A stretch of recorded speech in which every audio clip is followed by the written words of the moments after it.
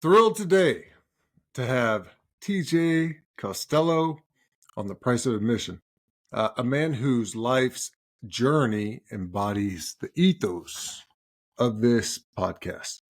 Born and raised in Cleveland, Ohio, TJ graduated from St. Say it for me. Ignatius High School for answering the call to the United States Naval Academy. I think there's an interesting story there, and we'll get to that. Post-graduation, TJ served as the Navy sprint football defensive coordinator. So did I. It was a good job. It was fun. It was an awesome job. Then moved to be a rifle platoon commander after the basic school and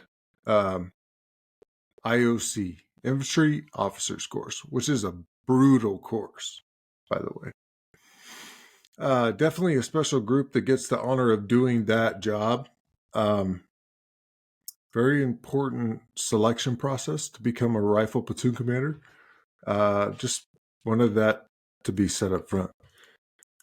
Transitioning from military to civilian life, TJ now excels as the vice president of operations at Charlotte Pipe and Foundry in Charlotte, North Carolina.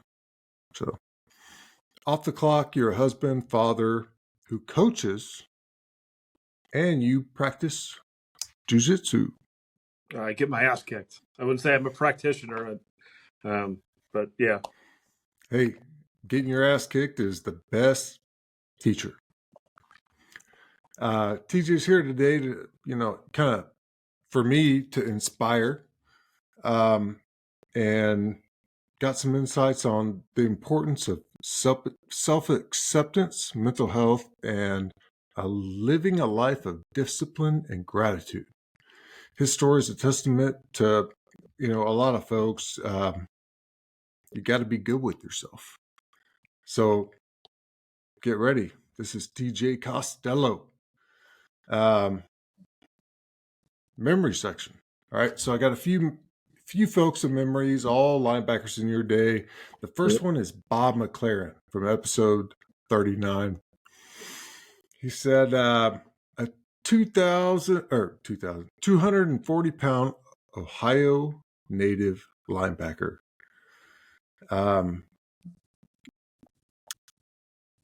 And you liked Oreos. That fucker. He said, the smell good story happened when Kate and I, Kate's his wife, cooked father cooked some spare ribs.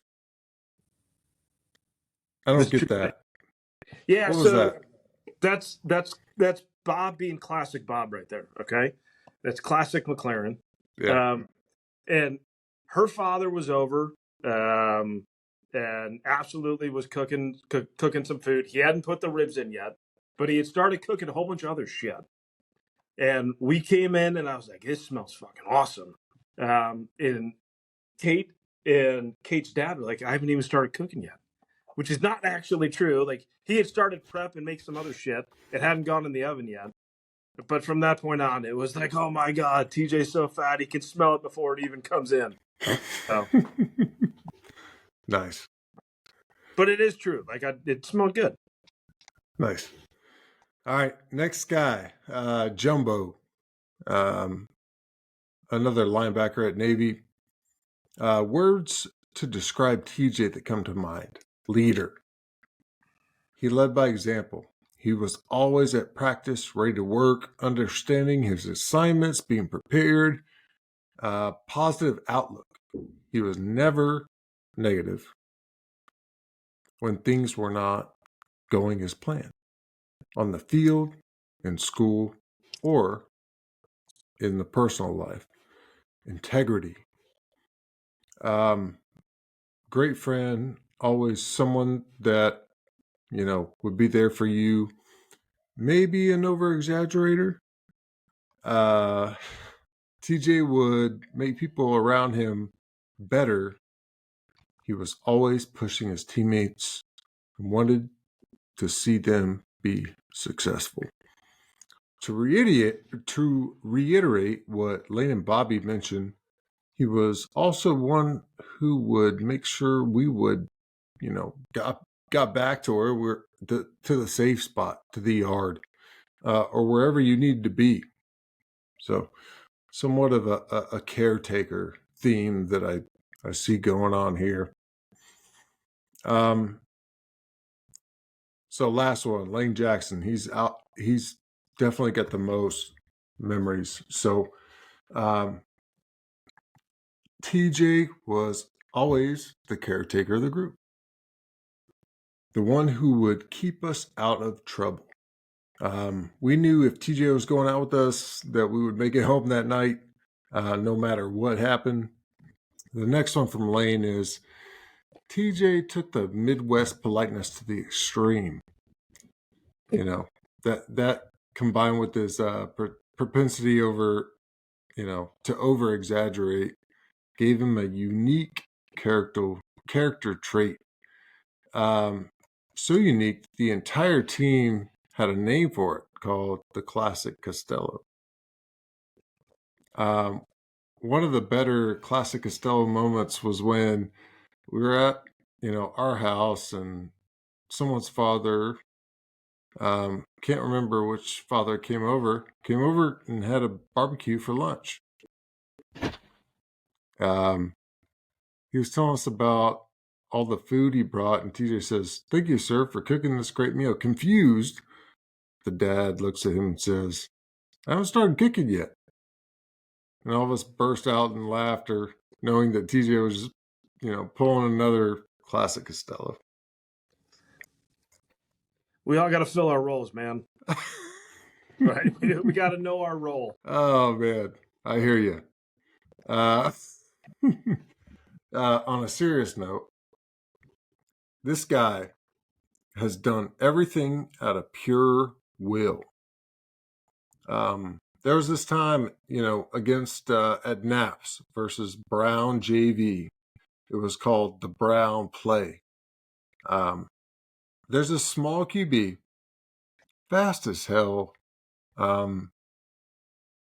There's this drawn out play where he's moving in the backfield, back and forth, to the point where the rest of the team is like dog tired. You know what I mean? I think we've all been there. If you play football and like there's a good QB, they, snap it. They can't find anybody because everybody's covered and they're running back and forth and back and forth. But then he rolls to the backside and no one is around except for TJ. And TJ just flattens the guy. And he ends up laying on the ground for a bit after that. He said, TJ and I have always been competitive with each other. And I got his card on almost everything except poker. Lane will always be Mama Bear. That's all right. Yeah. So the dude can read me, but that's true. Anyways, that was a fun memory section. But now I kind of turn it over to you to tell us the TJ Costello story. So, yeah, I appreciate that. The guys were too kind. I don't know. I kind of look at it. I guess I'd start with, a lot of who I am right now, as a husband, as a father. I can attribute specifically to those three guys. Right. I consider all three of them brothers. Lane's godfather to my kids, to one of my kids. And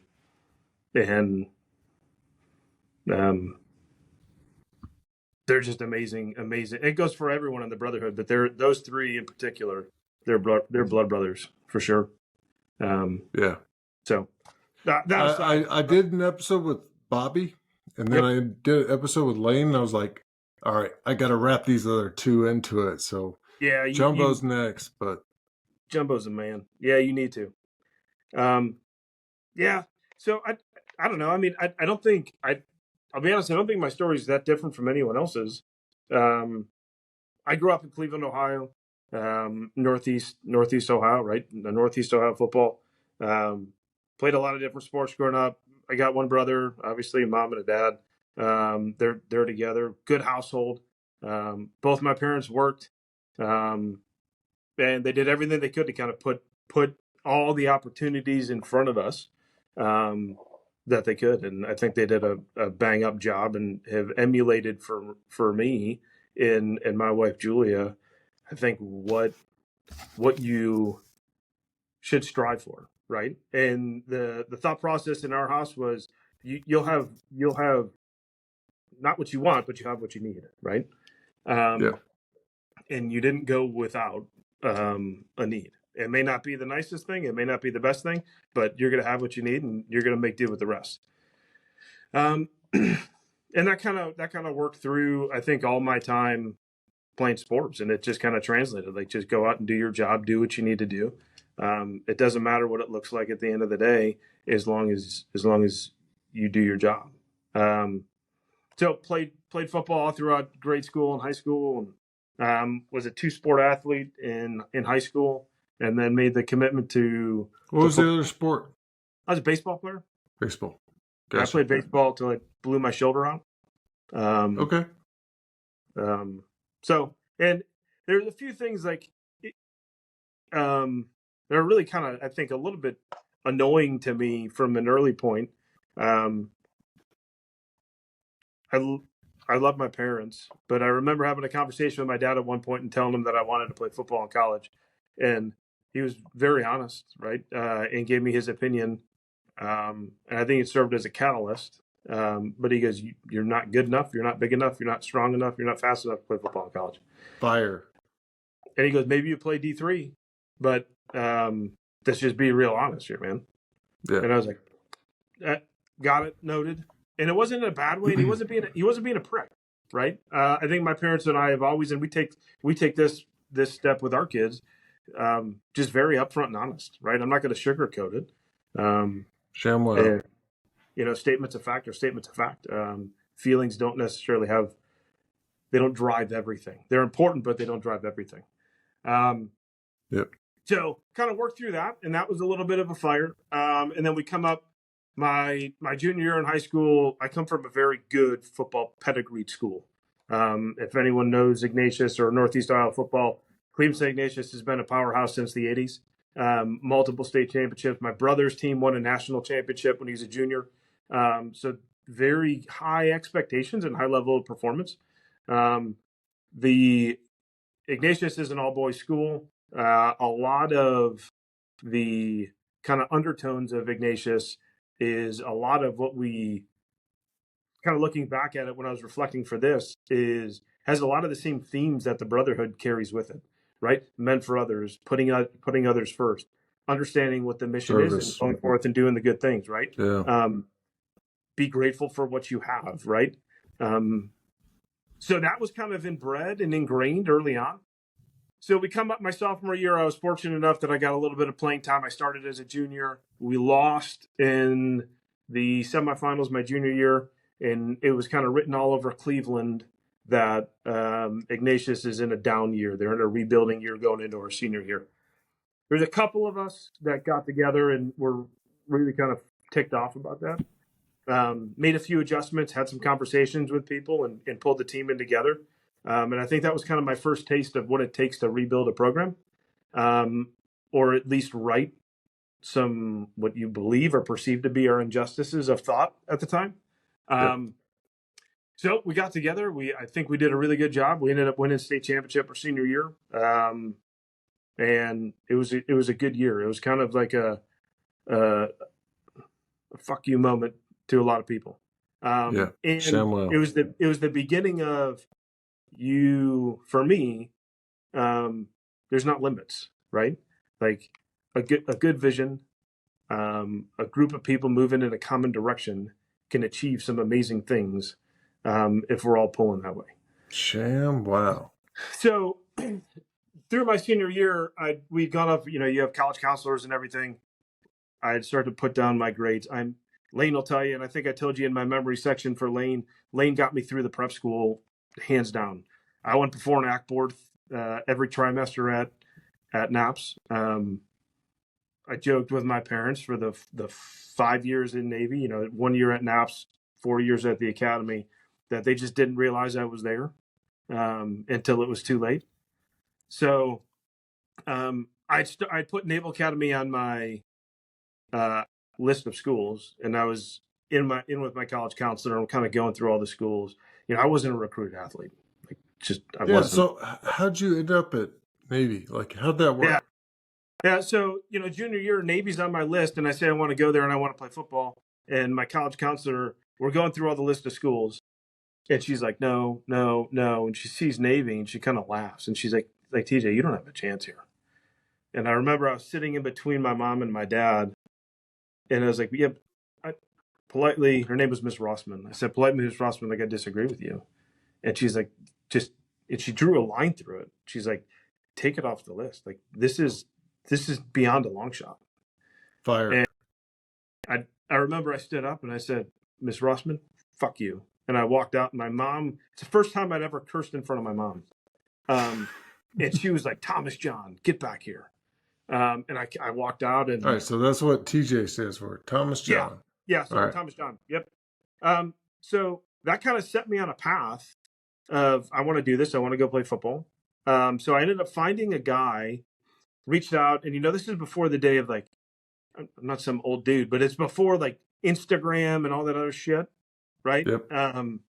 So I reached out and I found a guy on the east side of Cleveland that was getting recruited by Navy. And I reached out to him, got his phone number, had a conversation with him, and said, hey, dude, can you do me a favor? Who's the recruiting coordinator for Navy when they come in? Guy named Sammy Steinmark is his name. And I said, can you let me know every time Sammy comes in to see you? And he said, yeah, no problem. A good dude. And every time Sammy would come in, he would give me a call and say, hey, TJ, just to let you know, Sammy's supposed to be in next Tuesday or next Wednesday or whatever. This is the hotel he's staying at, and I'm meeting him at. And I started writing letters and sending weekly film to Navy kind of every week. And then every time Coach Steinmark showed up, I would meet him, drive to his hotel, and wait for him to come out.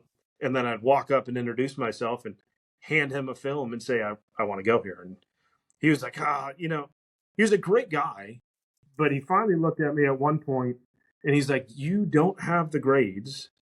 You're not big enough. You're not fast enough. Like, I can't get you in. And I'll be honest, I just kept annoying him. And then finally he's like, what do I need to do to get you to leave me alone? I said, just give me a shot.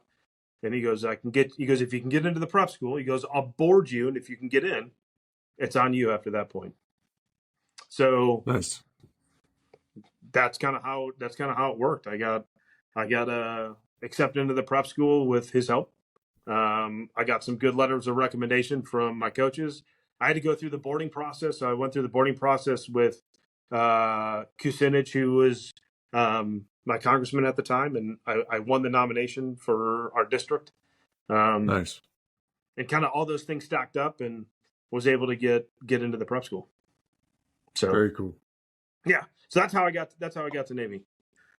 And then I guess once at the prep school, we covered a lot of this with Lane, but it was like, oh shit, like, I am slow and small, and this isn't going to work. But it ended up working out. Awesome. So how was that whole prep school experience for you?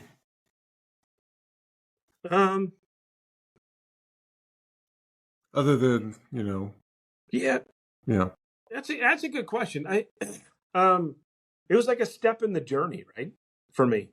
There was never a doubt that I wanted to graduate.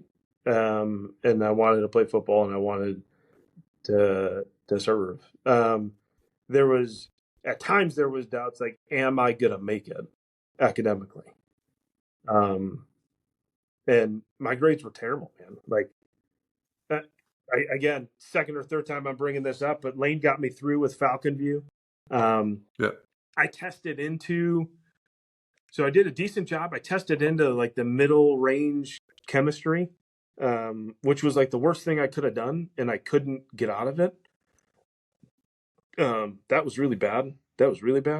Um, and I went into you guys know, those of you who went to the prep school know you're on trimesters. I go through the first trimester, they put me on a board, and when you walk into if you get Jumbo on, I don't know if Jumbo went before an ACT board, but I know he stood in front of the DOT and the DUP before.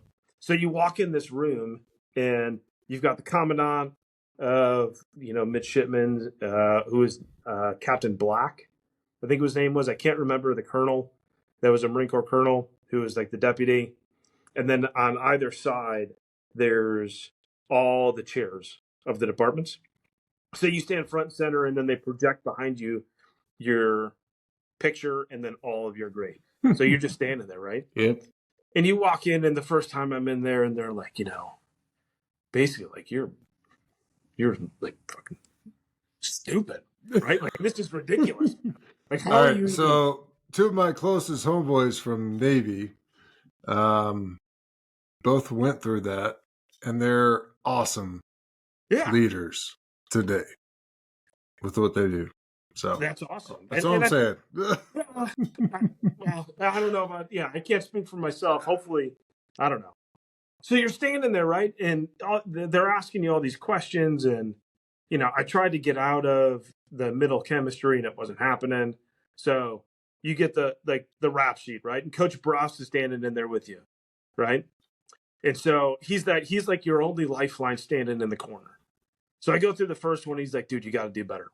Got it. So I start going to extra instruction, come back for the second round, right? Second trimester, and it's still the same thing. And it's like, duh, I'm doing the best I can here, coach. And he's like, you got playing the game. Yeah. He's like, man, I'm not calling your dad. Like, you got to do better. Right. So we go for the third one. And during the third one, the chemistry's chair wasn't there for the first two of mine. I don't know what she was doing. For the third one, she was. And she goes off on this rant on how I'm just there to collect a paycheck. Paycheck? It was like $200. It's like $75. Yeah, exactly. Yeah. So inflation, right? In my time, it's like $200. Yeah, it was terrible. And like she just went off and said I was lazy and all this other stuff. And I'll be honest, I had great teachers. Like my teachers were phenomenal. They're the ones, them and Lane got me through. And I remember I was standing there and I was so pissed off. And the deputy asked if I had anything to like say for myself. And I was like, yes, sir. I was like, ma'am, with all due respect, like you have no concept of what you're talking about. All of my teachers have done all this, like shown that I've done extra instruction. I've missed football to come to extra instruction, right? That's all I do is study here. I've asked you multiple times, you have the records for the last 3 trimesters to get out of chemistry. I had like a 52 in chemistry, right? And I said, you kept saying no. I said, so this is like, I own the grade because it's my fault. I said, but you need to get more engaged in what you're doing. Well, they kicked me out of the room. Bryce comes out and he's like, you dumb motherfucker. He's like, you go in there and call your dad right now and tell him to come pick your ass up. I'm sitting there. I'm like, pissing myself. I'm like, oh, this sucks. It's over. I'm not calling my dad. They pulled me back in and they said, hey, you've got to finals. Figure it out. So I went into finals with a 157. And according to coach at the graduation ball, he said, you need to go thank your professors because 3 of them got together and basically made up grades to give me a passing grade, 2.00. Yeah. Yep. Well, so they must have seen something. So that's a good thing because you went on. You're a VP now. So that's because no one else will do it.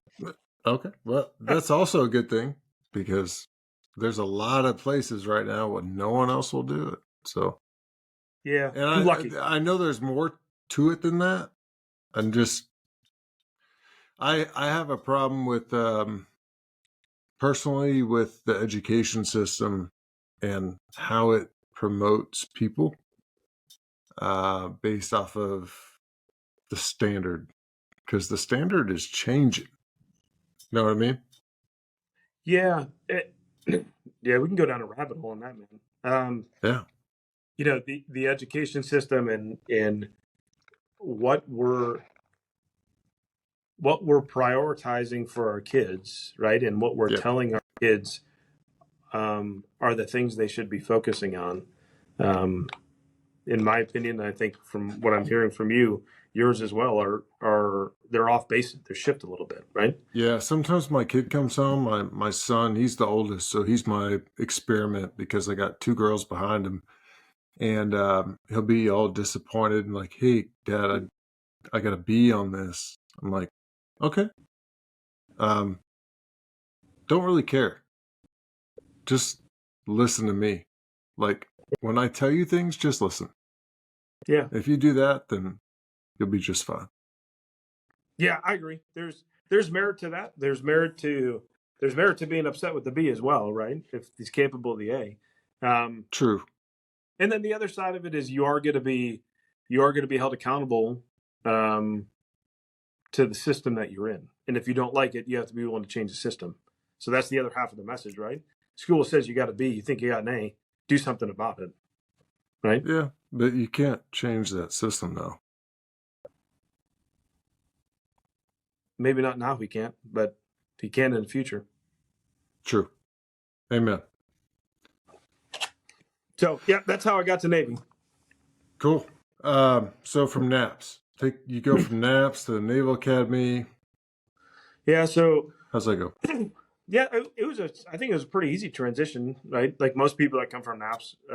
Football wise, I was fortunate enough. I earned a starting spot at NAPS with Lane. So Lane and I both played inside backer. We had Adam Horn was in our group at that point. He was kind of bouncing back around. He hadn't put his hand down yet. And then we had Jerry Wayne Irons behind us. We had a lot of good guys on that team that just did phenomenal things, right? And we talked about it. Well, Bobby's talked about it. Lane's talked about it. The time at NAPS, I don't think can be understated or can be overstated how important and formative it was, and I think is to Navy football for our class. And I would even make an argument from the class before, right? Those kind of 2 years, I think you don't have that group of people that come together at that little institution in Rhode Island over that 2-year period. Navy football isn't where it is right now, and I firmly believe that. So make the transition over to Navy. I think like everyone else did. I thought it was fairly seamless. We go in under Coach Weatherby. Coach Weatherby was still our coach, head coach. Coach Steinmark, the guy that recruited me, was there. I remember we walked in, and he was like, "Holy shit, you're still here!" And I'm like, "Yes, sir, I am." Surprisingly, so you were my outcast or my outlier, and you made it through. Hey, maybe that's a good. Yeah, I think I made him look good, right? Yeah. I got. If he was a recruiter, I helped him make his quota. So we kind of get through. We get through that. We show up as freshmen. In freshman year plebe year was difficult from a football point of view because we had a team at NAPS that was. We were formulated to win, right? Dogs. We had a mentality to win. We had a standard, right? So you talk about your son and the standard that you're setting with them. There was a standard that was internally set, right? We had good coaches, right? We had Coach Washington, right? We had Coach Doffmeyer that came down. Good coaches set a standard. Yeah. In the education system, are they all good coaches? I don't know. Yeah. I'm pioneering this space right now, so those are my thoughts on that. So there was a standard that was set by the coaches, and then there was a group of guys on the NAPS team that took that standard and ratcheted it up a couple additional levels, right? You had guys Wow. like, we had outside influences like Bobby, right? Bobby stuck around and helped coach. Bobby set the standard, right? Bobby showed us what it was like to really work out, right? To really push yourself, because that's all he was doing. You had guys like Lane and I that were undersized, that were still playing, right? That had beat out guys that on paper and looking at them physically absolutely should have been the starter. And we realized, I think, early on that we could do great things when we did all that together. So when we transitioned into Navy and into the Navy locker room as a freshman, and you come out and you're used to operating at like this level up here, right? And you walk into the locker room, and this is not a knock on on the couple years before us and what was going on, right? I think it was the institutional ebbs and flows of things, right?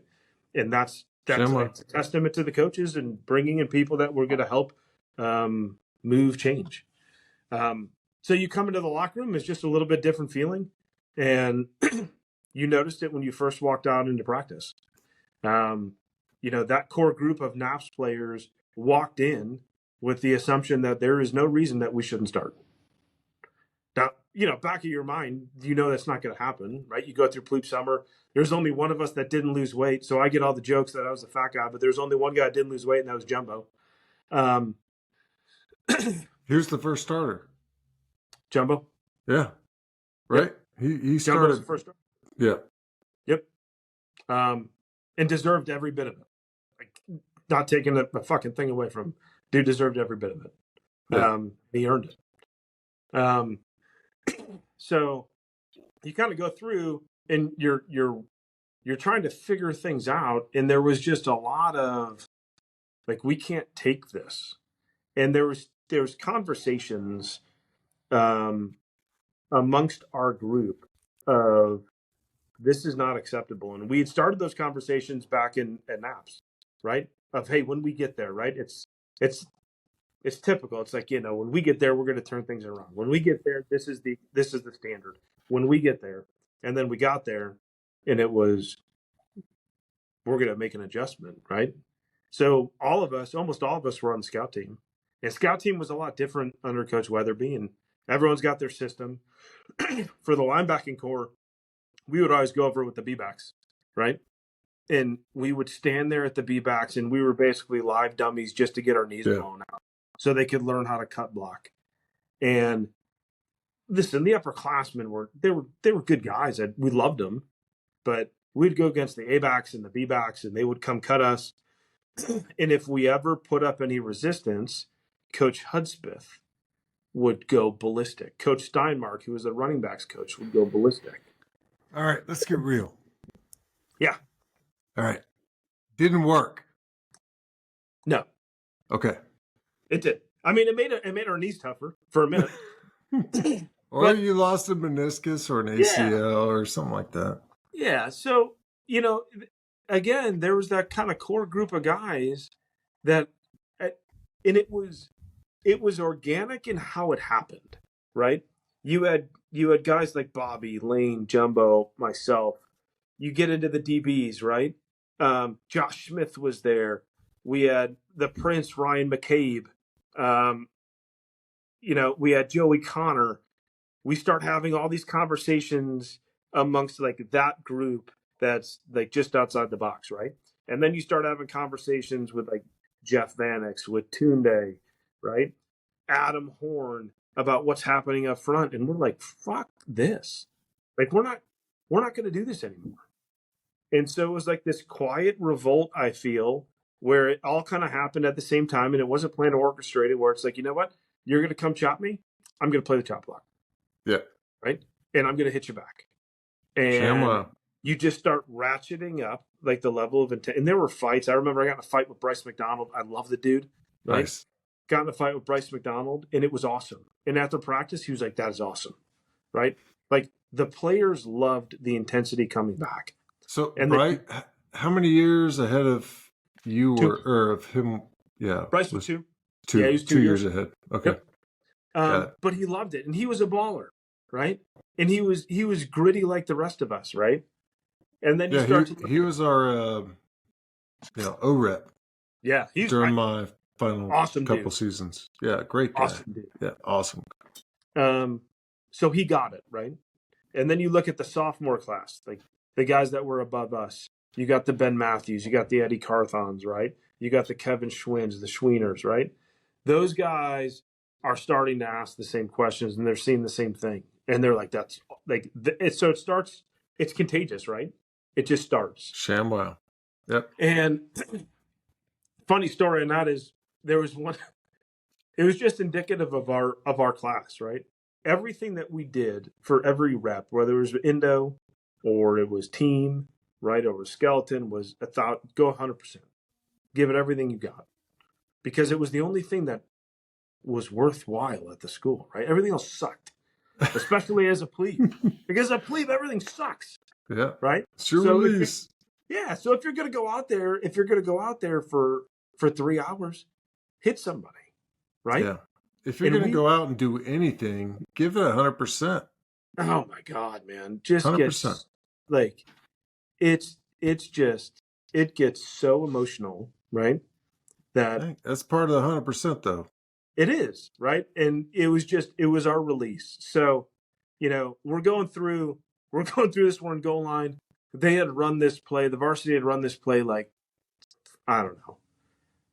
Classic Costello is going to say 10 times. I'll say 4 or 5 times. They'd run this play. And then we switch out linebackers and they run it again. Lane goes in, does a drop in the goal line. It's a rollout pass. Lane pick sixes it and gets screamed at by Hudspeth being called Scout Team All-American. All right. But it was the point behind it is not, I mean, it's hilarious that it happened. It couldn't have happened to a better guy in Lane. But Lane wasn't paying attention, and the reality is they should have thrown a better pass. Right? ShamWow. And that's kind of the statement that we have was like, just do better. Yeah. So then transition, I thought that was huge. I thought that was huge, and that was a codifying year for our class as freshmen, and it codified us to the sophomore class above us, right? And it was like, okay, there's a group of people now, a core group of people that we're going to change it. So when PJ came in, they're on the bus. Yep. So when PJ came in, it was awesome. We loved it. Like, I could say for myself, I'll speak for Lane and Bobby and Jumbo. Like, it sucked at times, but it was exactly what we needed. It was exactly what we wanted. Yeah. I love that leadership style, by the way. Yeah, it works for some. It doesn't work for others. But when you look at where the program was, right, and what we were trying to do, it was, I can't argue with the results. Yeah. Right. I love the turnaround story. Yep. That's what I like. So I mean, at that point, you kind of get through, and now you're working the next couple of years. It's just like working through everything else, right? You've got Black Friday that comes in. You've got all the other stories that you've heard multiple times. But it was about the journey at that point. And I think for me, there was a kind of a turning point that understand what my role was, right? And I think there were a lot of people that started to fall into that, right? And it's not a bad thing. I had the goal. I think everyone on that team had the goal to be a starter. And I worked every day and tried to push everyone around me every single day to be a starter, and compete for it and fight for it. And Lane was right. And we competed on everything, and on almost everything he got me. That's a true statement, right? So did Bobby, so did Jumbo. But I think the one thing that they knew is I was at their heels every single day, and there wasn't an ounce that I was going to let go. And that mentality, I think, highlighted our class, right? You look at the class above us, they had the starters, right? But then there was such a fall off here from other people, that once you get out of that group, right, somebody needs a breather, right? There's just a dip off. That didn't necessarily happen in our class. And I think in subsequent classes, because you started to build that in. right? You started to build in the mentality of, got it, I'm not the starter, but I can give a better look than a freshman. We'll go down and we'll run scout. Like, there's no glory here. What's the glory of standing on the sideline for 3 fucking hours during practice? Why don't I go run scout? And you know what? I'll run scout against Eckel. Best fullback in the nation their senior year. Got it, man. That's because, and I'll be honest, I think a lot of that had to do with he had a fucking awesome offensive line. Polanco did a phenomenal job managing the game. And there were a lot of guys that ran scout team for him day in and day out that were juniors and seniors that in years past weren't down run scout team. Did Eckel go to the prep school? Yeah. Yeah. Okay. So same team, your prep school year.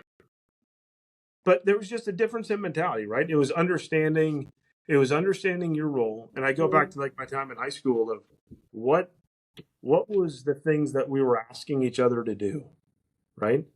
And I remember, senior year we were going into the semifinals game in high school, and a buddy of mine ended up going to be a professional baseball player. Lives in Chicago right now. Awesome human being. Dave Gretzky is his name. We had a conversation with him. Me and a buddy of mine, another captain, had a conversation with him. He was our quarterback, and said, "Hey, we need to give the team the best opportunity to win here. And the reality is, Dave, it's not you at quarterback. Like, you need to go run wide receiver, slot back for us. You'll get the ball, but that's what you need to do." And he was pissed. He fucking hated us. I think it was the right call. We ended up going on winning. He ended up scoring a game-winning touchdown in the state championship for us. That, for me, and seeing his grace in that moment of saying, got it, I'm going to put the team first, that makes it a whole lot easier when you're in a position as a junior, senior in college trying to compete and saying, you know what? Like, there's not a competition between Wayne and I. There's not a competition between Bobby and I. Like, I got it. Yep. But you know, like, I know my role. I know my role on the team, and fucking A, I'm going to play my role better than anybody else. Awesome. So I think our whole team embodied that. I would agree. Not knowing all the team, but the few folks that have been around and talking to you today, then totally makes sense, and it worked. So it did, and there wasn't. Now listen, man, we all, like, there were egos. Don't get me wrong. Like, that's what we are good at. You had Tunde. I'm really good at that. You had Tunde the other day, right? Yeah.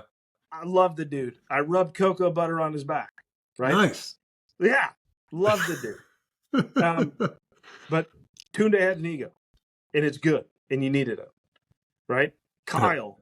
And you had guys that could back it up. The difference, I think, is that the ego was outward, right? It was a chip on your shoulder for everyone that wasn't wearing Navy across their chest. Yep. In the locker room, there wasn't, man, you're a scrub. Man, you don't start. There was value for every single person on the team, right? And I think that's huge, right? Yeah. Across the organization. Awesome. So cool. And then you transition to be the Navy sprint football defensive coordinator. So I did the same thing. So I got to ask you, how was that? It was awesome. Yeah, it was a road to recovery. So my senior year in the spring game, we talk about running the scout team, was probably my best year football wise. I was doing awesome, at least what I felt was awesome. I was getting more reps than I've ever gotten before. And I was in, and there was a toss to, I believe it was my right side. Went out, Denny Ray Phillips, one of our guards, comes out, does a phenomenal job. Kind of Coach Kelly got pissed anyway because I didn't play the cut great, but rolled me up. And I was like, oh shit, that doesn't feel good. And I hopped off the sideline real quick, and I asked Mike Negro, one of our trainers, to tape me up. He taped it up. I go back in, and there was a veer to the left now. And it was kind of one of those things, like, you don't want to miss playing time. Like, anytime you get time on the field, you don't want to miss it. So it was veer and then option out. and I crossover stepped, and my leg just snapped in half. Oh, So my season was done at that point. So I essentially was rehabbing. That's how I ended up with the Navy sprint job. So I was in rehab, trying to get ready to go to TBS. what'd you tear? And no, I snapped my leg. I snapped my tib fib. Oh, okay. Yep. So it was a So break. my tibia and fibia snapped halfway up my leg. Goodness. And I remember I was laying on the ground, and I look over, and Tyson Stahl. If you haven't talked, you gotta talk to Tyson. Tyson was. I'd like to get him on. Oh, you need to. Tyson was there, and he kind of popped up, and he looks, and I rolled over, and when I rolled, I was like holding my knee, and I rolled over, and my leg from the bottom half just goes like that.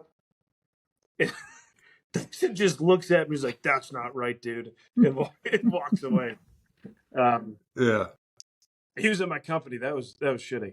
But yeah, I remember his face, and I was like, "Oh God, Tyson's gonna puke on me." Yeah. True Neanderthal right there. Dude, that's not right. Yeah. So Also a great leader from what I hear. Oh my God. Phenomenal human being, phenomenal Marine, all around great guy. So, transitioned to coaching sprint football, was a linebacker and D coordinator. I loved it.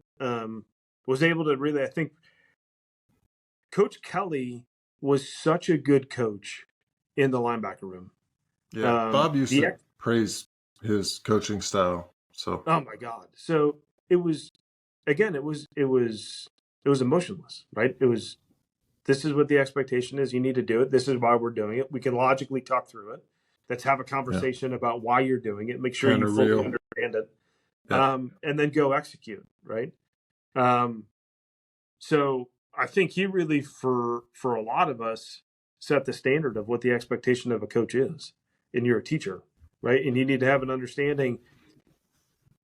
Bobby learned differently than I learned, and learned differently than Jumbo, and learned differently than Lane and Eddie Carthon and Ben Matthews.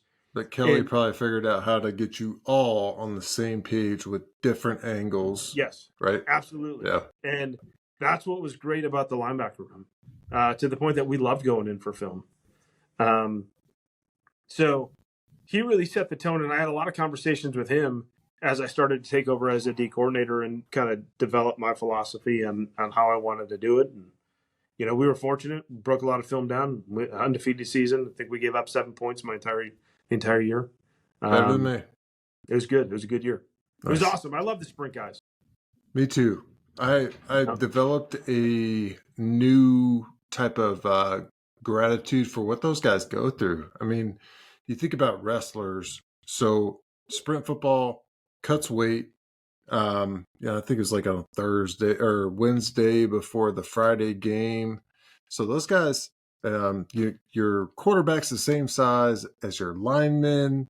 For me, I was thinking, all right, blitz, blitz, blitz.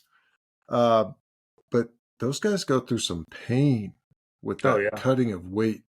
Yep. Yeah. It takes a different mentality, I think, to do that, and not many people. I didn't understand it till I coached it. Agreed.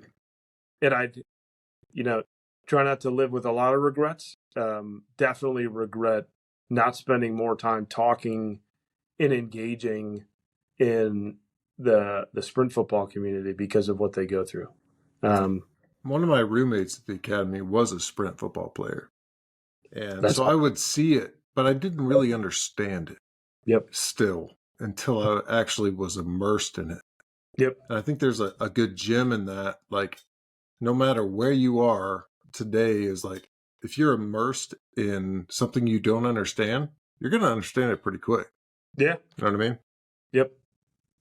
So coach football, it was awesome, and then ended up joining up at TBS. So let's see. I think the biggest thing there is coach football in rehab. And then Julie and I got married December 31st, 2005, right before I showed up to TBS. So I had to show up and report to TBS, I think January 2nd, January 3rd, something like that. She and I got married December 31st, that New Year's Eve. And I'll be honest, all my boys were at the wedding. Nice. Bobby, Lane, Jumbo, Ben Matthews was there. They were all at the wedding. It was awesome. And then on to TBS, right? Awesome. I know the TBS story. Was there any kind of fun thing you pulled out of TBS when you went through that? Nah, I mean, TBS for me was very much like Navy, right? Yeah. In like naps. I It's felt a the same way. It was kind of like, all right, not too crazy hard, but learn some stuff. And once it was over, it was kind of like, all right, what's next? Yeah, it was a big transition period, but it was, not going in with everyone else from the academy. I don't know if that was a blessing or a curse. We had a really weird group.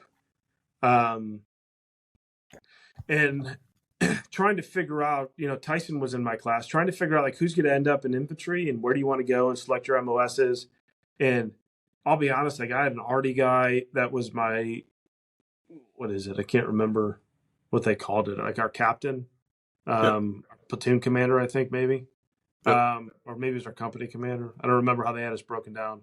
But he was a great guy. He was an arty guy, but again, the theme kind of hits. Like academically, I was shit, but in the field, my field craft was fine. The physical problem stuff wasn't a problem at all. So, just kind of bent back on the things that you understand and do well, right? Did you have to get a bar put in your leg, or was it just healed naturally? So I didn't want a bar put in because I was concerned that I'd be non-commissioned at that point. I'd have to go medical. Yeah. So they had set it, and they had basically formed like a bar that was like that on my cast. And then I got the cast changed out, I want to say twice, 2 or 3 times. So at first it was like a really big one, and then they lessened the degree and tried to just bend it back into place. Gotcha. So it wasn't a compound. Got it. And I'm sure your land nav and hikes and humps and all that kind of stuff, never felt any pain on that, did you? Never. Never. Never. Sham, wow. So yeah, went through that and then was fortunate enough to get infantry and then went to IOC. Everyone who goes to IOC says their IOC class is the worst. I'll be honest, I think I can say ours was the worst. Tell me more about that, because that's my the feather in my hat I never had. So tell me more about that. Yeah, so IOC it's a great course, but we showed up to IOC and we had to wait for Bravo Company to finish up. So we had been going over to IOC for it was like a week or two, and our advisor, right? So every IOC class gets an advisor who's in charge of it. They kind of run you through it. Ours was Captain Brian Chontosh. That name rings a bell. It should. He phenomenal Marine. Probably one of the most highly decorated combat Marines in a long time. Did great things. Is doing great things right now, and really kind of set the standard for us about what the expectation was. And the expectation was very much in line with what it was at NavyFootball. Everything you have, right? Your Marines deserve, just like your brothers at NavyFootball deserve, nothing but the absolute best from you in every aspect of your life. Didn't he go through the first surge, maybe? He did. Yep. He did.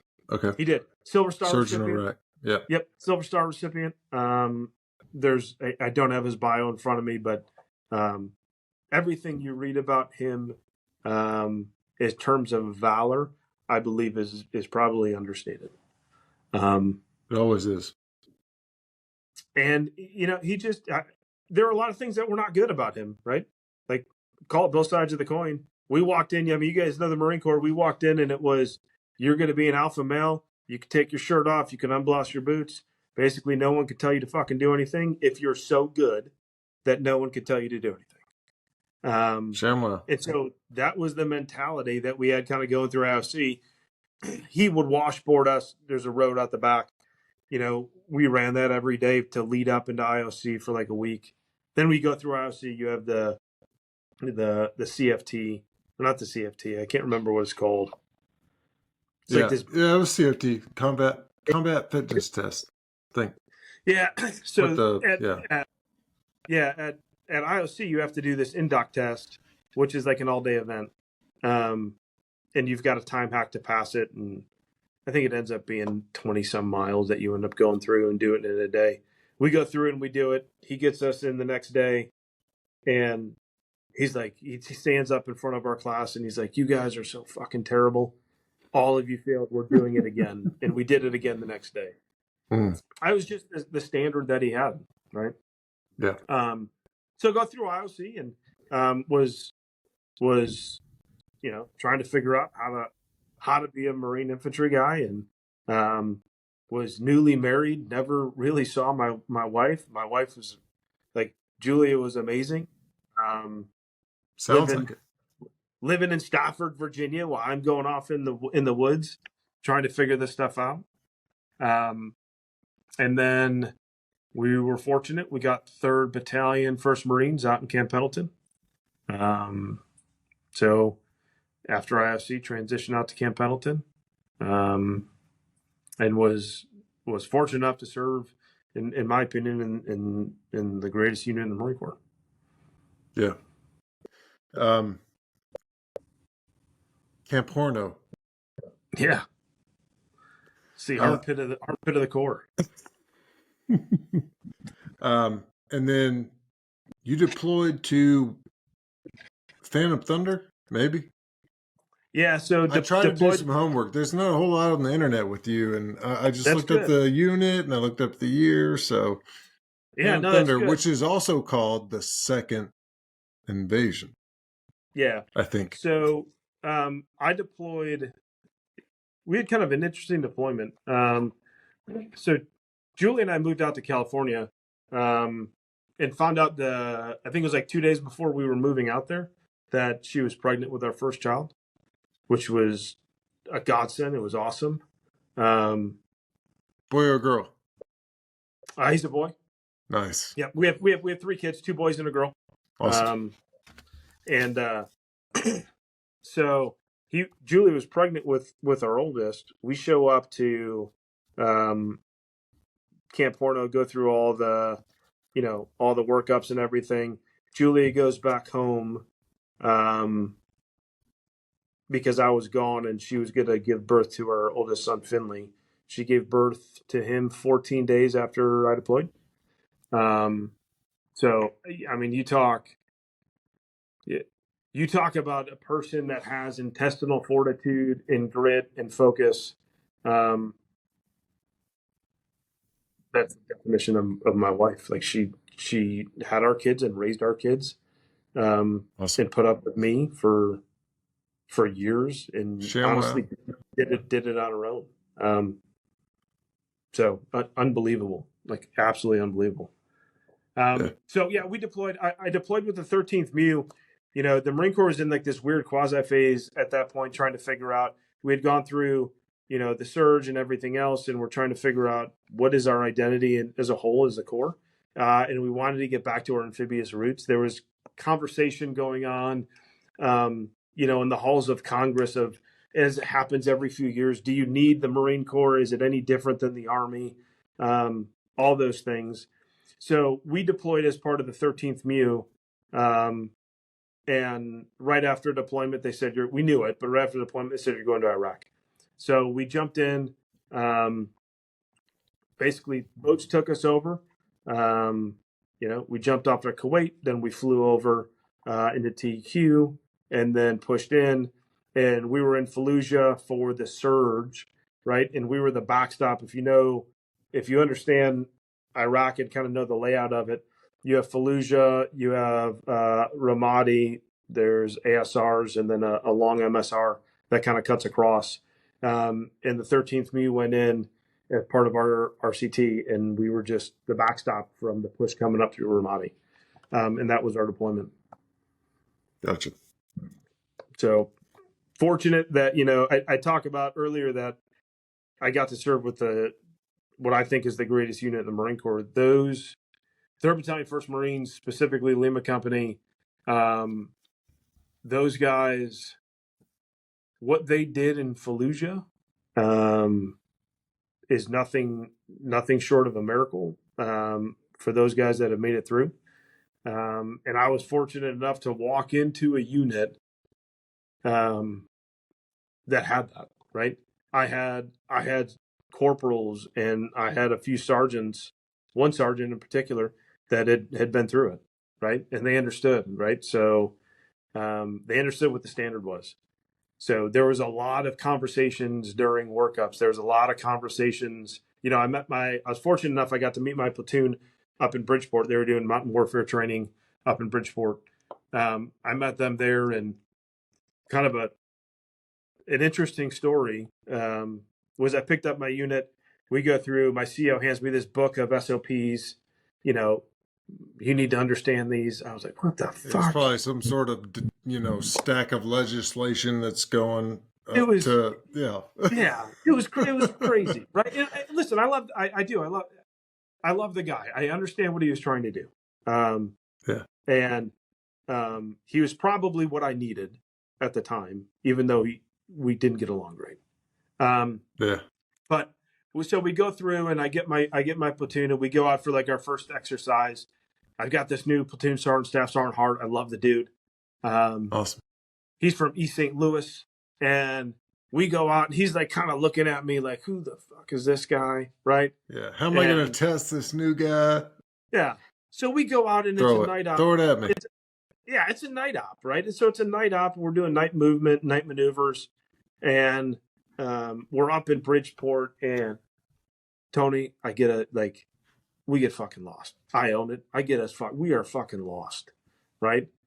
And we're at a phase. It's like, guys, we got to climb, we got to basically climb vertical, right, to get everyone out. And they're like, I've got Marines falling down. I've got Marines that are out of shape. We're trying to get through this. We get to the top, and I'm looking around, and I could see, you can't see shit. My platoon sergeant's he's almost broke. And I was like, fuck this. And I was like, hey, break it out. White lights, smoke them if you got them. We're going to talk. And my platoon sergeant comes up. He's like, sir, we can't do this. I looked at him like, Staff Sergeant, I've fucked our platoon over already, right? I'm not going to get in any more trouble for doing this. We already missed our time back. I might as well make good use of it. Break them out. And we sat there and shot the shit, right, for probably 25, 30 minutes until the company gunny comes up and just chewed my ass out. But I'll tell you what, man, that 20 minutes for all the junior Marines to sit there and have a minute, right? And then for me to have a conversation with my corporals and my sergeants, my NCOs, and get to know them and tell them hey, you guys saw I was being a fucking idiot going down this, say something. Way better than me, say something. Yeah. Right? So we set the standard kind of really early on of what the expectation was and how the communication was. And then when the company gunny comes up and starts chewing my ass, and then the SEAL comes up and starts chewing my ass, I'm like, sir, I got it. Let's go. Nip lock me and move on. We're good. Sham wow, brother. So love it. It was good times, but they were awesome guys. What made that group so awesome? You mentioned they were, obviously awesome. What made them what you thought they were? There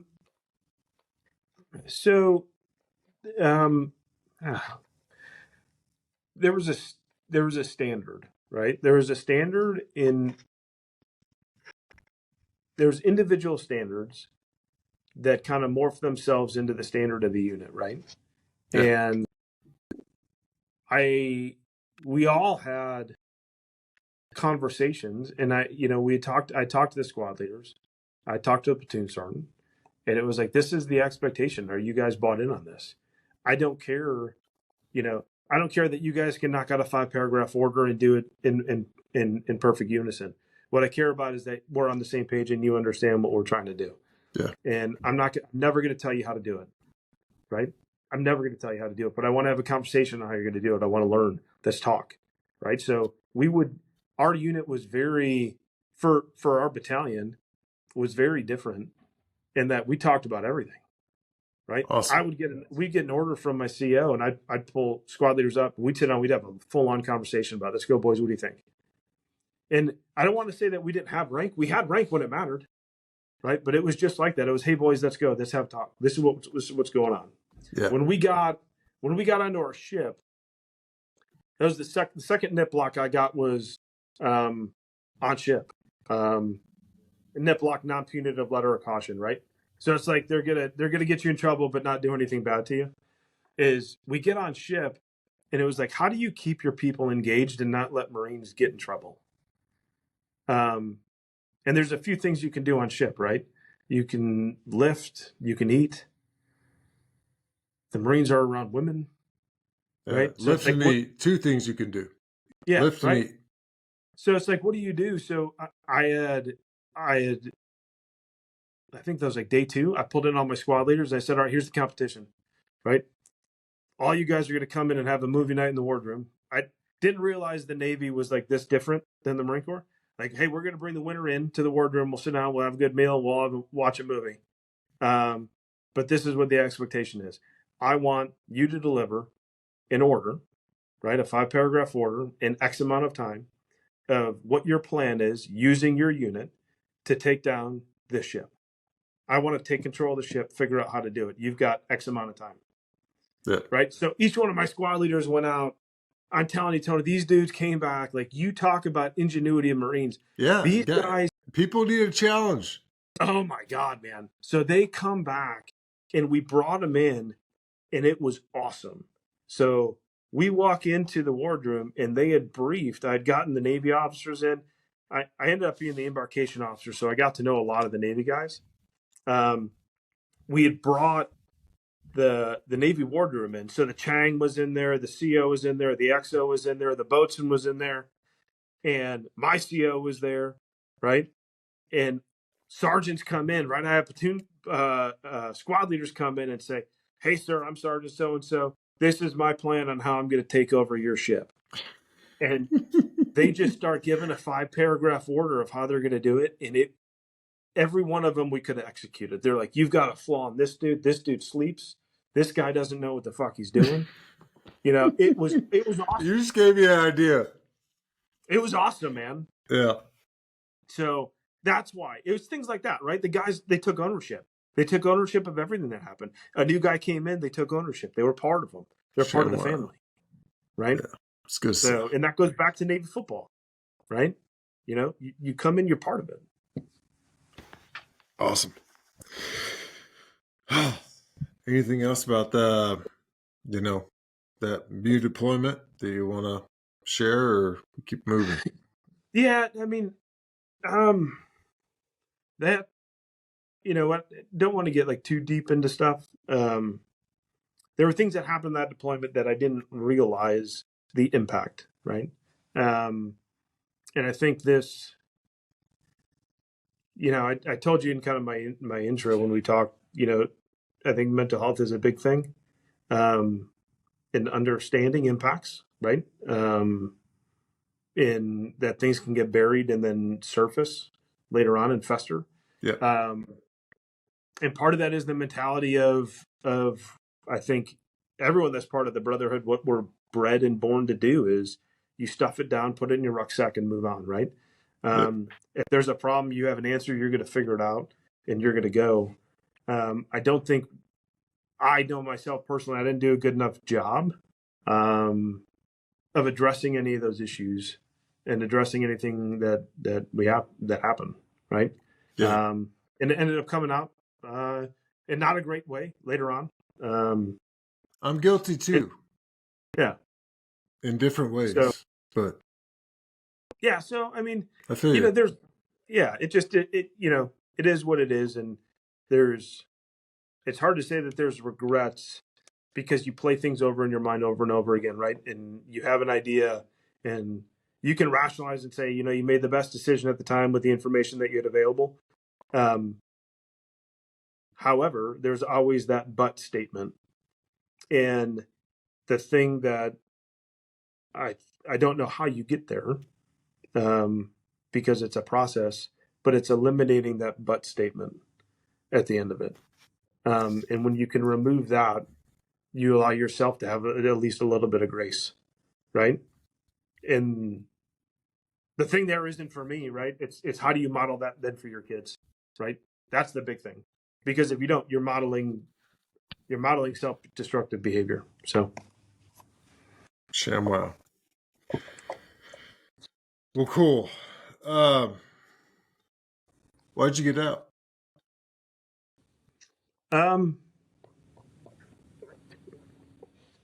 It was time. I loved what I did in the Marine Corps. I love being a Marine. I love being a Marine officer. I love the infantry. Julie and I took a B billet to JEB Little Creek, where I taught the Marine Corps planning process and a whole bunch of other stuff. I taught a bunch of Navy guys. It was eye-opening.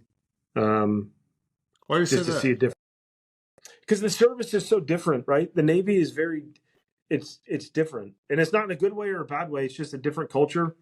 Slower pace. It is, and it's from what I saw. Again, I wasn't in it, right? Yeah, I'm just saying that because I've done some homework, and it's definitely a slower pace. Yeah, and it's just the infantry is a little bit different too. Like you're rewarded if you're a mover. You're rewarded if you execute. You're rewarded if you get things done, right? And I think this ties into something that I kind of want to talk about later. Is that goes back to my time as a kid, right? Like everything that we did, you got positive reinforcement in what we did by saying I can and I have an answer and I'm going to execute on that answer. So when I started teaching the Navy, and that's primarily what I taught, is I taught an ARGMU workshop. So Amphibious Ready Group, Marine Expeditionary Unit workshop, which is, for most people didn't know, it's been so long. That's the place where the Marines and the Navy come together to do littoral landing. And that's the only place in the military where at a time you can have co-equals in command. So you essentially can have 205s or 206s that share command. So my job was to teach the Navy about the Marine Corps and the Marine Corps planning process and how we think about and go about executing, so that we can execute that amphibious operation successfully. Sharing command is a unique concept. Yeah, it doesn't happen. I mean, it literally is the only place that I'm aware of in the military where you are truly sharing command. So that was just a very unique thing. I remember standing up and having conversations. I had a great colonel. I love my battalion, my battalion commander, my MU commanders. They were great. And so having a conversation with these guys and telling in 05, like, sir, that's fucking wrong. Like, I disagree with you. And he's like, how'd that go? Well, he's like, Captain, you can't. How'd that go? Yeah, he's like, you can't say that. And I was like, but it's true. Like, you're wrong. And he goes, do you know how long I've been doing this? And I said, well, no, sir, I don't. But you're in the class for a reason, because the Navy thought you should be here and they think I have something to teach you. And so you end up getting your colonel involved, and then magically, that commander is back in his chair the next morning, and it's different. So it's just, but I've never seen a Marine do that, right? And I'm sure there's prick Marines everywhere. ShamWow. And there's prick Navy guys everywhere. There's prick Air Force guys everywhere. There's good dudes everywhere. Every barrel of apples has a bad, sour apple, right?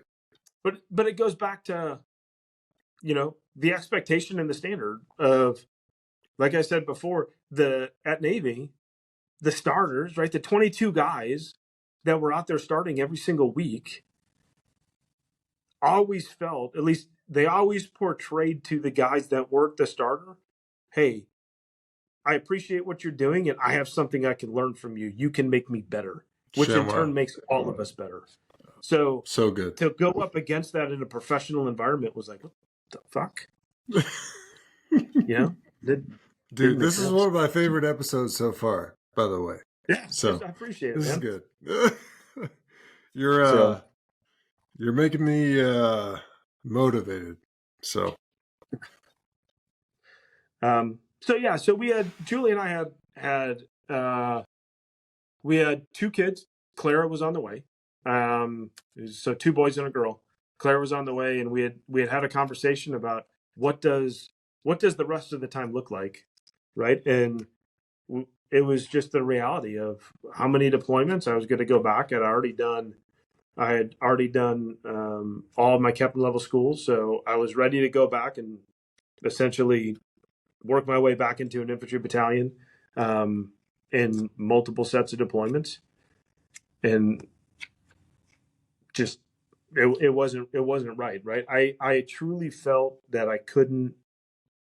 I had seen for the first time that I can't do both, and there are people that can, and I applaud them.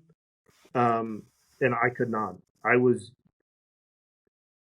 not capable, and I hadn't figured out in my head, in my heart, how to do both, and I had to make a choice because if I was going to go, I was going to be a Marine, right? And there was, and I had already, I had alluded to before, the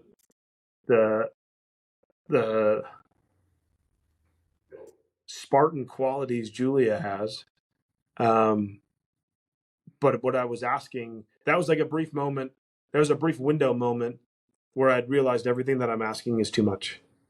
Right. It's funny you say the Spartan qualities of Julia, because I was listening to a podcast about the Spartans and how dedicated the Spartans were with war and training, and equivalent to lifting weights and getting ready and for the guys.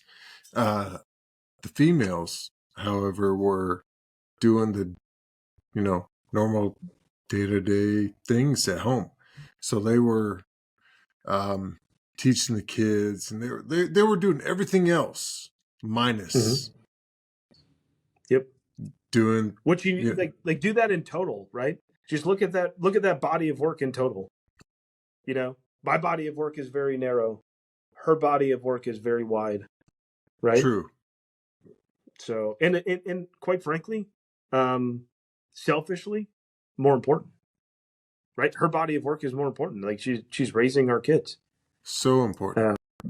So that's the reason why, right? And it was I don't think I fully came to realize that until later on. But like I said, I had a clear window moment, and we made the decision to get out because I wasn't capable of doing both. And then, from that point, it was just a mad rush of like, oh shit, now what? Like, I have no skills. What do I do?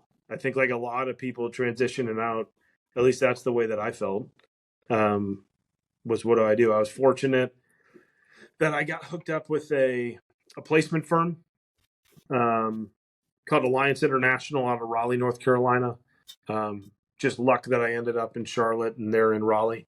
But went through the interview process with them. They were they were nice enough to take me on. And went through kind of a training program with them, and then started the interview process, and ended up here at Charlotte Pike.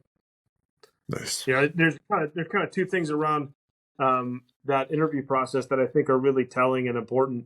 One is like, who do you trust, right? Who do you go back to as your base? And then 2, touching back to your comment early on, is that you're sick of kind of the corporate compliance, right? Yep. So I go through the interview process here at Charlotte Pike, and it was awesome. I flew out here. Julie is pregnant. Claire's about to come any day now. meet the people at the plant.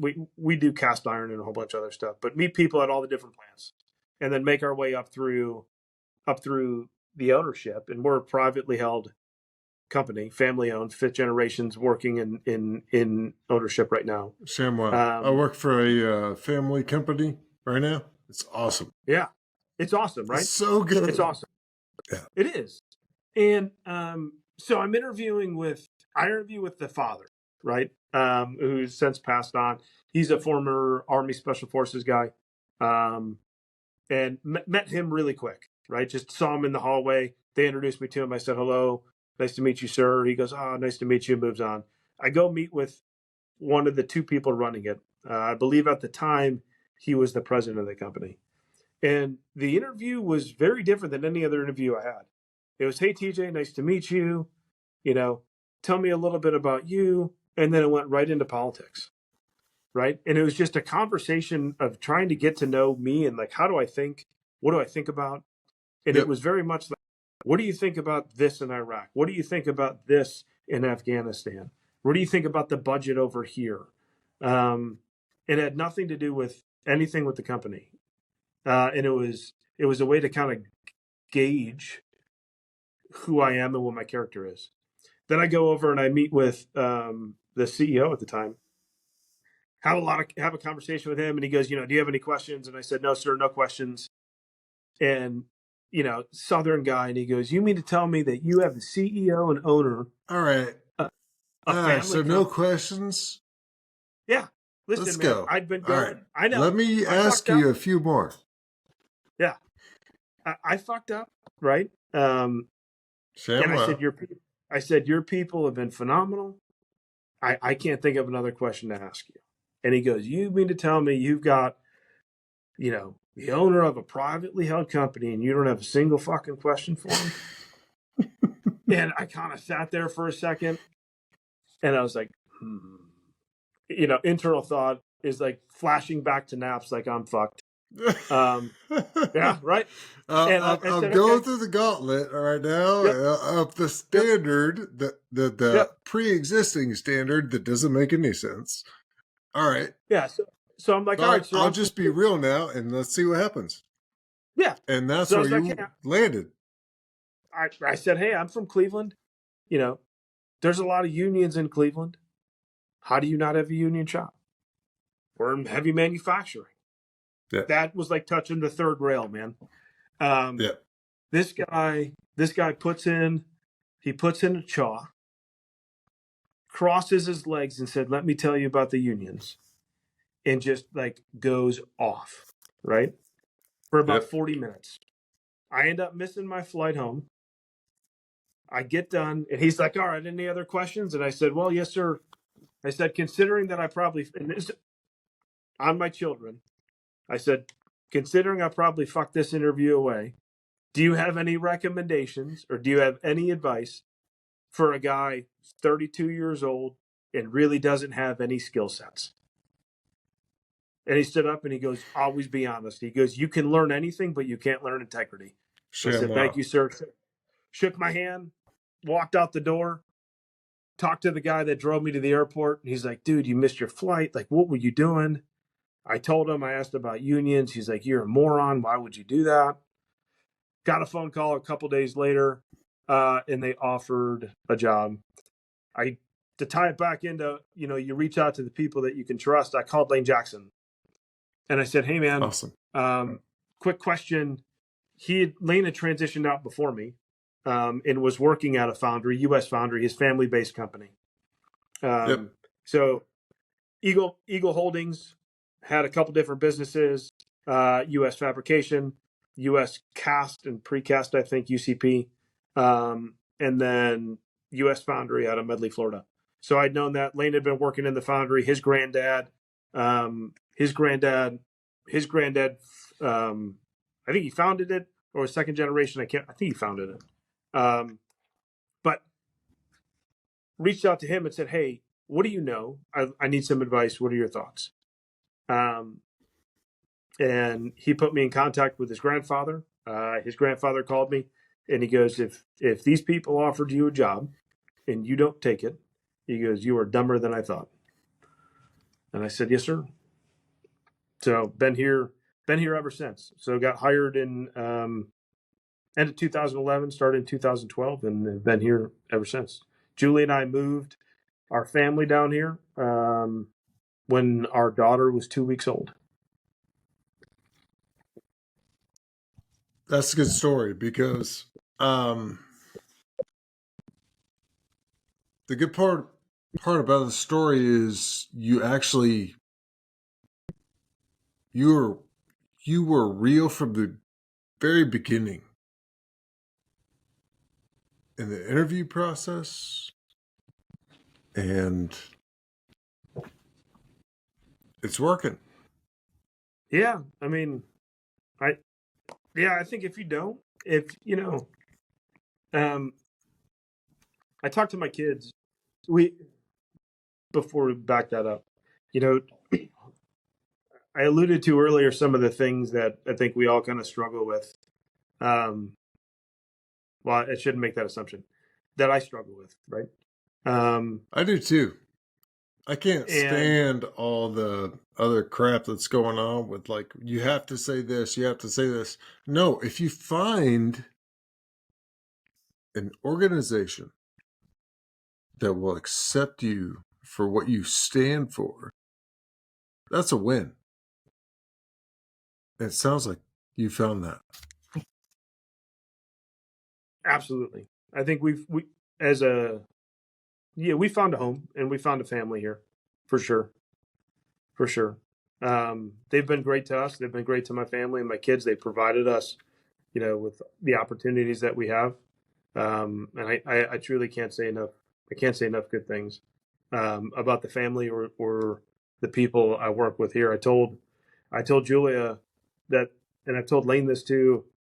This company and these people, this family, is the closest thing that I've seen to the Marine Corps and Navy football in my time, which to me just felt right. It felt home. So, yeah, we were lucky. We were very fortunate. ShamWow. So I just did a bunch of different jobs. Wore a couple different hats. Went to school, back to school, and figured that out. And I'm lucky to be where I'm at right now. What's your biggest failure? My biggest failure.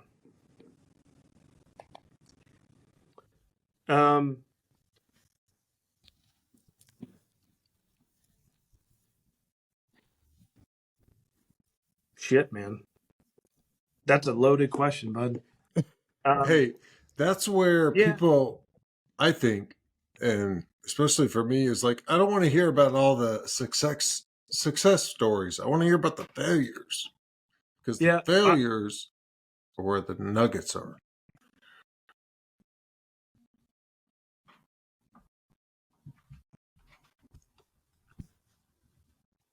Yeah.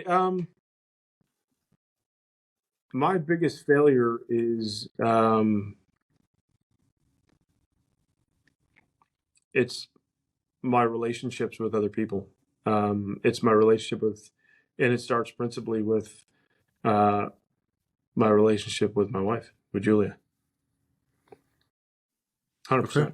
And it's, I don't say that in like a bad way. It's just a statement. And that echoes to a lot of other things, right? It cascades out to my relationship with Bobby, my relationship with Lane, and those people closest to me. As a default, I go inward when it comes to a lot of things that are personal, right? Yep. And that inherently puts everyone out, right? I can And it's relate not, to that. yeah, So, and it's like a stiff arm, and it's like stay away, and that's the last thing that I want, but that's the way that I do it, right? yeah. And so, I alluded to the decision to get out of the Marine Corps was like a clear window moment. I was struggling with a lot more things than I thought I was. Um,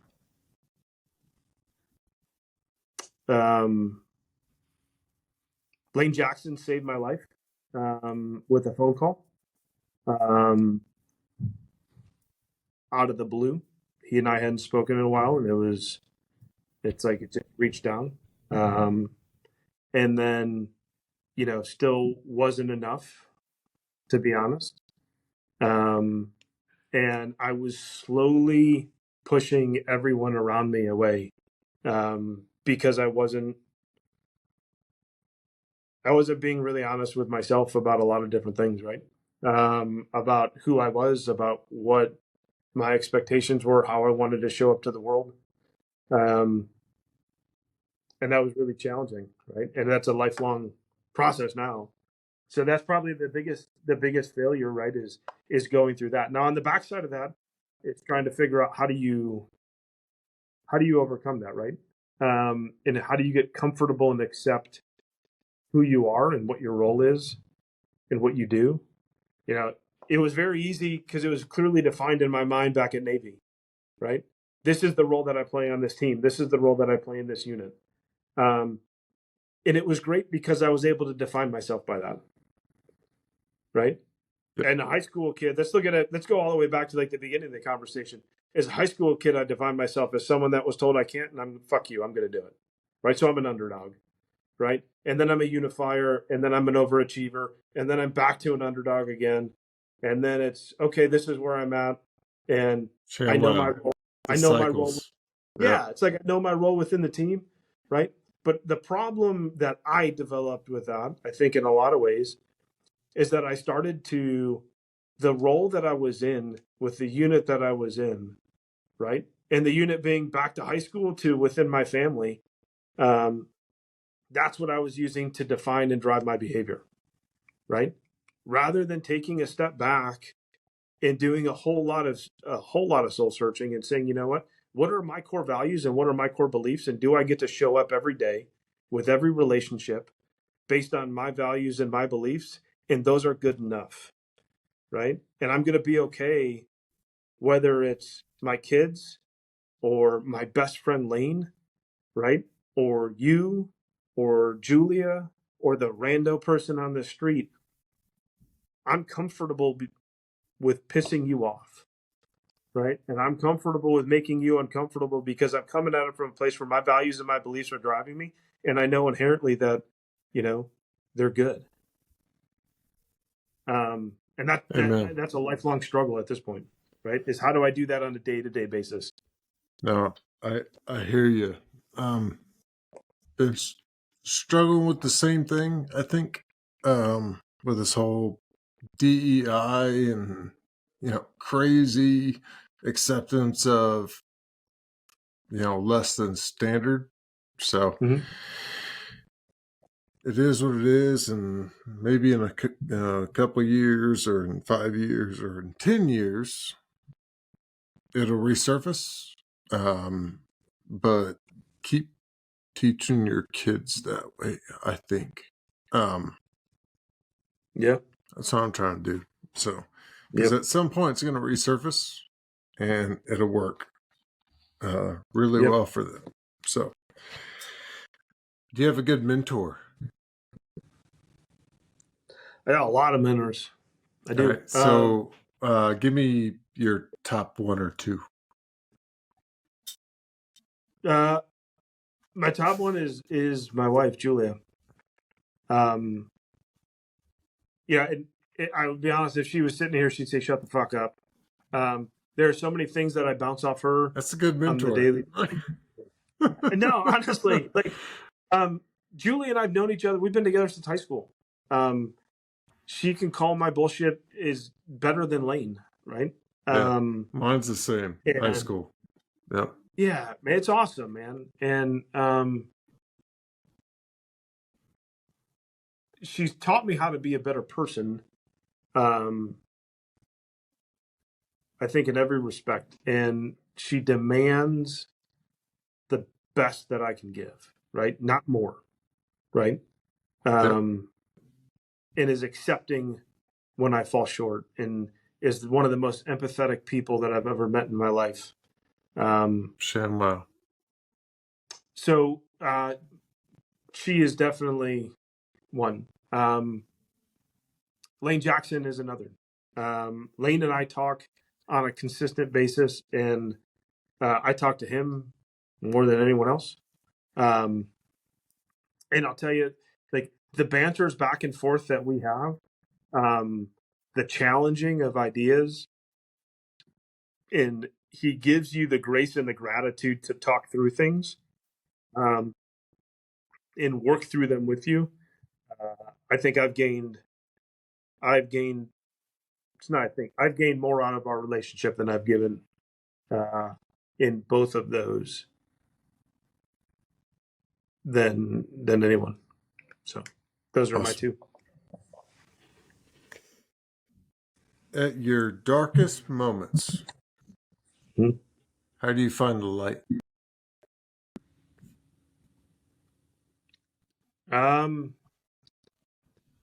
I think you find light and discipline, right? And you keep going. You have a process, right? And I think that's one of the things that got me off track. You know, you say you're going to do something, do it. You say you're going to get up at a time, get up at a time. You say you're going to go for a run, go for a run. When you don't, right? And you have like these little failures and that's the way I think of them. I know they're not, but like that, you hear the default come out. Those little failures come in that starts to knock you down. So I think there's a lot that can be gained from discipline in having your regiment and knowing and trusting in your process, right? And if you know, it's like Bobby said at Navy, like this place sucks. This is the only time that we get to let loose. It's the same thing. Like I can trust the fact that I've got an hour a day that I can go work out, and everything's going to be off, and I can deal with that. When I have that in place, right? That's the light, because I know all I got to do is make it to this, and then I got to make it home, right? And I can see my family, and I have Julia, and I have Finley and Harper and Clara, right? That gets me there. Awesome. Two more questions. Yeah. What's your biggest obstacle or struggle today that you're working through? Today is still this. It's the same one, man. It's relationships and acceptance, right? I think those are the two things, and they go hand in hand. It is very difficult at times because I found success and comfort in being the answer guy, right? I've got an answer, right? You've got a problem, I've got an answer. You've got an issue, I've got a fix, right? This happens, I can do this, and we can move on. To accept the fact that I'm good enough as I am, and I don't need to provide an answer, right? And if I do that, I can show up to a relationship in a lot better spot, right? And maybe be what somebody else needs. Because without that, right, it's all self-serving otherwise, right? That's the thing that it took me a long time to figure out. When it's about an answer and it's about a solution, that's a self-serving thing, right? That makes me feel good and makes me feel okay. It doesn't help you. It didn't help my wife. It doesn't help my kids. It doesn't help Lane, right? We need to be there for each other, and you be there for each other by knowing who you are completely and showing up as that person. Awesome. What's your price of admission? Yeah, man. So to me, that was like the easiest question. It's nothing, and it's fucking everything. The Brotherhood is so unique that it invites you in. It doesn't ask anything from you to walk in the door, and it accepted you, and it said, "Come on, let's go." Now, once you're in, right? It didn't cost anything to get in the door, but it fucking costs to stay, right? And what it costs to stay is lifelong everything, right? It becomes the new standard. We talked about, what we changed at Navy from NAPS all the way on up.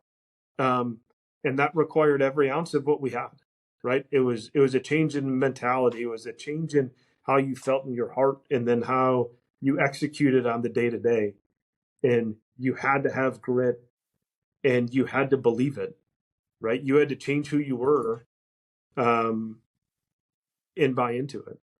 And on the backside, exiting out of Navy football, that carries in all of our relationships with all of our people, right? And that to me is the big thing, is that there is not a guy in the Brotherhood that could call me right now and I wouldn't say, what can I do? Right? There were guys I didn't get along with. Any one of them called and said, hey man, I need help. And the answer is like, I got you. What can I do? Right? And that's what I mean by everything. And you don't even know what it looks like. You don't know what everything looks like because you don't know what people need yet. So I have no idea what the definition of everything is, but I know it's going to be different for different people, and I've got to prepare myself to be able to do that because they gave me everything. So that's my price. Really good. Make sure to thank Julia for your time tonight and the kids. Really good. Tony, I appreciate it, man. This was a good time. And you helped me today. I'm sure it'll help many more. That's why I do this. So. No, this is awesome. I appreciate it, bud.